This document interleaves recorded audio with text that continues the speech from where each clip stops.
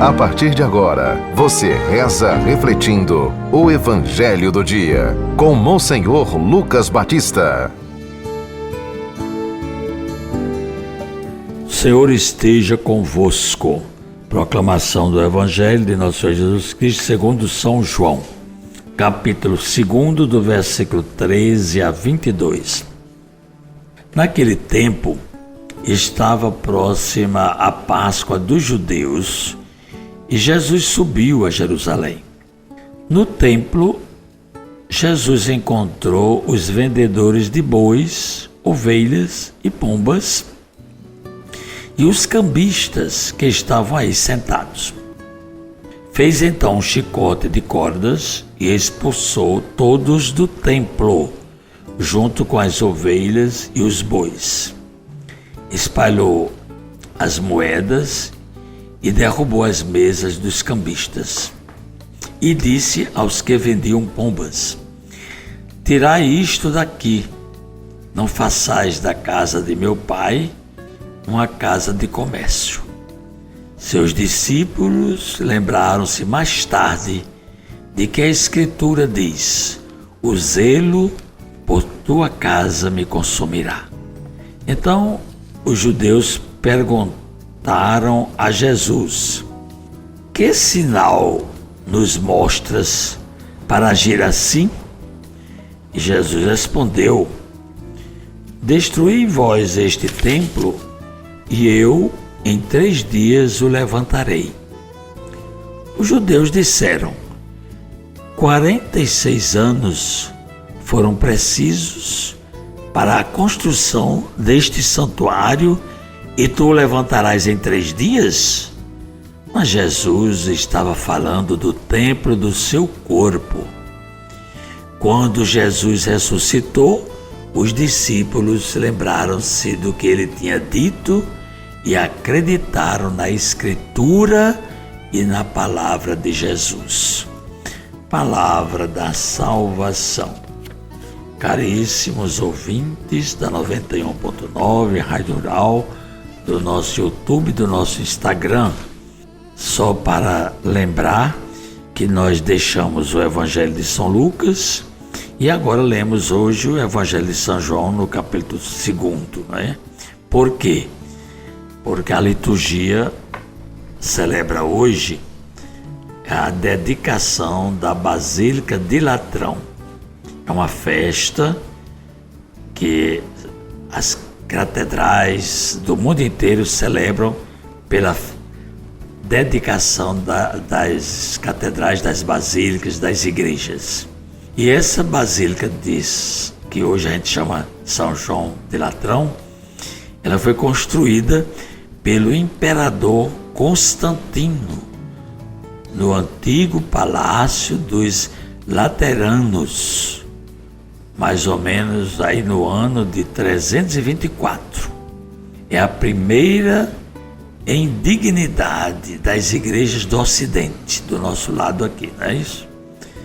Porque é a Catedral de Roma, Urbis et Orbis, da cidade de Roma e para todo o mundo. A data de 9 de novembro foi escolhida já no século XII pelos cônegos para celebrarem o aniversário da Basílica. E desde o século VII ela tinha também o nome do Santíssimo Salvador, além dos nomes de João Batista e João Evangelista. Essa basílica é denominada Constantiniana, porque Constantino doara ao Papa Melquíades, na época, 310-314, viveu esse Papa, e Constantino doou o palácio no qual se encontrava a casa de Fausta, isto é, a residência da mulher do imperador, na qual o Papa celebrou um concílio. A Basílica Lateranense foi sede oficial do bispo de Roma, desde o século IV até o século XIV. Olha aí, a gente hoje como está vivendo essa época, se a gente não lê a história, aí a gente pensa que toda vez o Papa viveu ali na Basílica de São Pedro. Não. Começou em Antioquia, teve também na França, não é?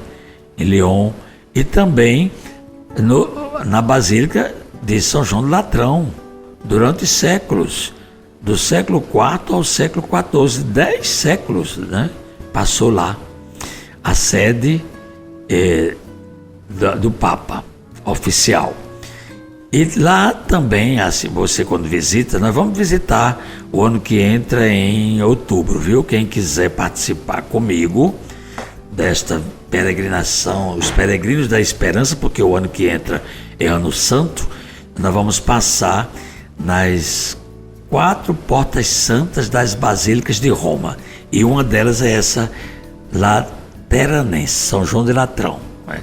A gente vai passar na Porta Santa e também pode subir a Escada Santa, que é uma antiga escada do Palácio Papal, considerada por alguns como a escada de Pôncio Pilatos na época do julgamento de Jesus, e é tida como santa porque a mãe do imperador Constantino foi quem trouxe as coisas lá do lugar por onde Jesus passou, e também marcou os lugares santos. Ela teve esse grande papel. A Basílica de Latrão, que é também chamada assim, ela é considerada a mãe de todas as igrejas, e ela se põe como modelo de todas as igrejas, porque se sentem mães, não só porque pelo batismo geram seus filhos, mas também porque pela dedicação missionária devem gerar outras igrejas e comunidades. Portanto, celebrar essa memória de uma basílica significa remontar as fontes geradoras e evolutivas dos cristãos. A gente tem que se lembrar que o cristianismo nasceu aí. Até o século IV, muito martírio. Depois é que vem o cristianismo se expandindo com o apoio dos imperadores, principalmente de Constantino, que se converteu. E essa igreja é enriquecida pelo sacramento da crisma e nutrida pela Eucaristia. É assim que nós devemos entender.